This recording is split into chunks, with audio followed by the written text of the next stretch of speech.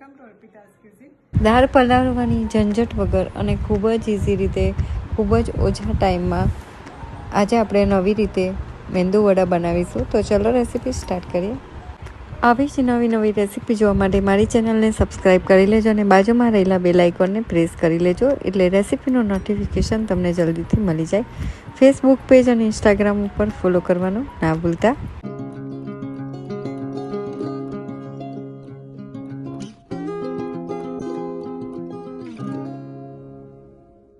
સૌથી પહેલાં ગેસ ઉપર એક કઢાઈ લઈ લઈશું. તેમાં 1 કપ જેટલું પાણી એડ કરીશું. પાણીને સારી રીતે ઉકળવા દઈશું. પાણી ઉકળી જાય એટલે તેમાં ટેસ્ટ પ્રમાણે મીઠું એડ કરીશું અને 1 ચમચી જેટલું ઓઇલ એડ કરીશું અને તેને મિક્સ કરી લેવાનું છે. તો પાણી સારી રીતે ઉકળી જાય એટલે તેમાં 1 કપ જેટલો રવો એડ કરીશું અને તેને આ રીતે મિક્સ કરી લેવાનું છે.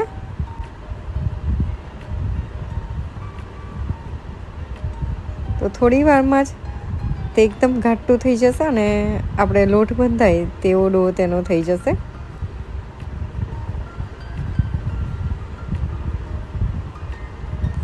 તો લોટ બંધાય તેવો ડો આપણે કરવાનો છે. તો આ રીતનો જાડો શીરા જેવો તેનો ડો થઈ જાય એટલે તેમાં થોડી કોથમીર એડ કરવાની છે. ગેસની ફ્લેમ ઓફ કરી દઈશું. લીલું મરચું તેને ઝીણું કટ કરીને એડ કરવું હોય તો કરી શકાય છે. મીઠા લીમડાના પાન આ રીતે કટ કરીને એડ કરી દઈશું અને બધું સારી રીતે આપણે મિક્સ કરી લેવાનું છે. તો આ રીતનો જાડો રવો એકદમ સરસ એવો ફૂલી જાય એટલે ગેસને ઓફ કરીને ઢાંકણ ઢાંકીને તેને 1 થી 2 મિનિટ માટે રાખી દેવાનું છે. હવે તેને પ્લેટમાં આપણે કાઢી લીધું છે અને સારું એવું ઠંડુ થઈ ગયું છે. તો 1/4 કપ જેટલું દહીં લઈને ચપટી જેટલો તેમાં સોડા એડ કરીને મિક્સ કરી લેવાનું છે અને રવામાં એડ કરતા જઈશું અને તેનો લોટ આપણે બાંધી લેવાનો છે.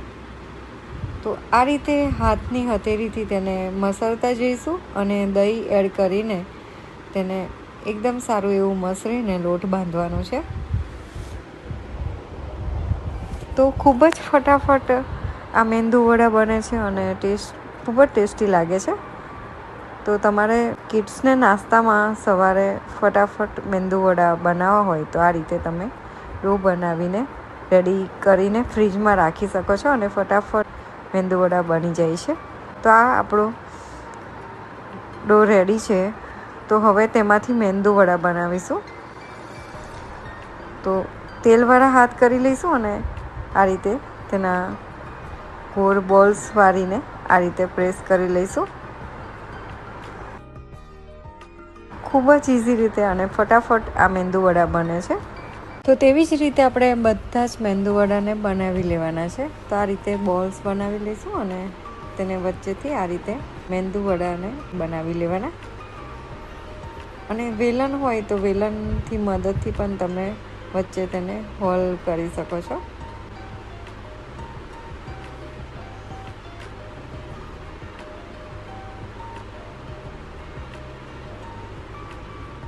તો આ આપણા બધા જ મેંદુ વડા બનીને રેડી છે. મેંદુ વડાને આપણે તળી લેવાના છે. તો એક બાજુ તેલ ગરમ કરવા આપણે મૂકી દીધું હતું. તેલ ગરમ થઈ જાય એટલે ધીરે રહીને મેંદુ વડાને આપણે મૂકતા જઈશું.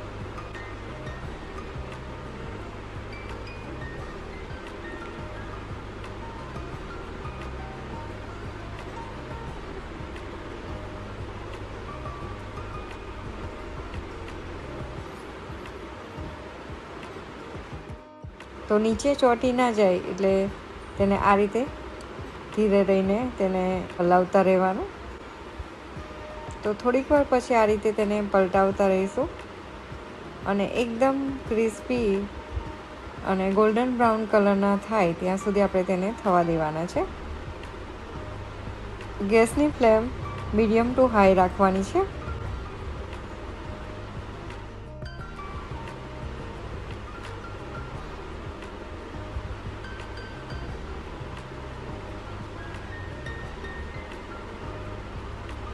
તો એકદમ સારો એવો કલર આવી ગયો છે અને મેંદુ વડા આપણા તરાઈ ગયા છે, તો તેને પ્લેટમાં કાઢી લઈશું.